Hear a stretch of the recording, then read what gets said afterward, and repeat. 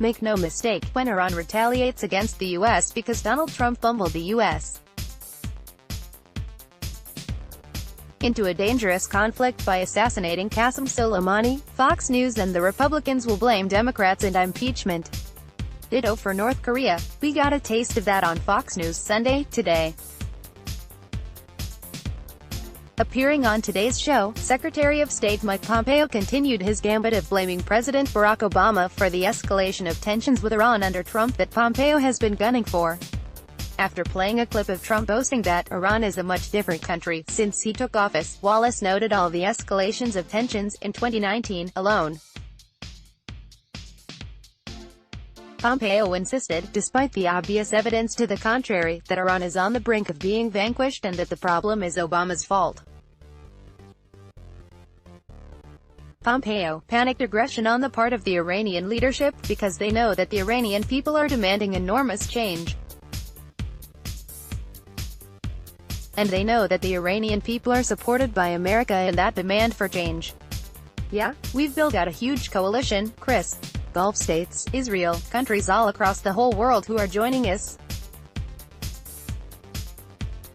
They are joining us not only in the efforts in the Strait of Hormuz but in air defense efforts all across the region. The malign actor of Iran has been identified. Remember where we came in, Chris. Remember where we came in. In 2015, the Obama-Biden administration essentially handed power to the Iranian leadership and acted as a quasi-ally of theirs by underwriting the very militias that killed Americans. Those resources, the money that they had to build out those forces throughout the Shia Crescent, was provided to them by the nuclear deal. We allowed Europeans to go do business there.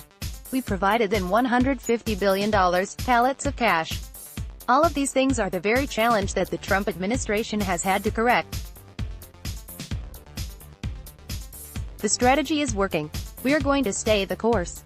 And we will protect and defend the American people at every step, Chris.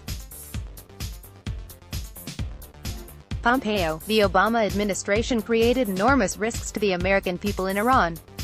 This administration is working to reduce that risk, but here's Chris Wallace suggesting a new way to weaponize any upcoming war or conflict with Iran. Wallace.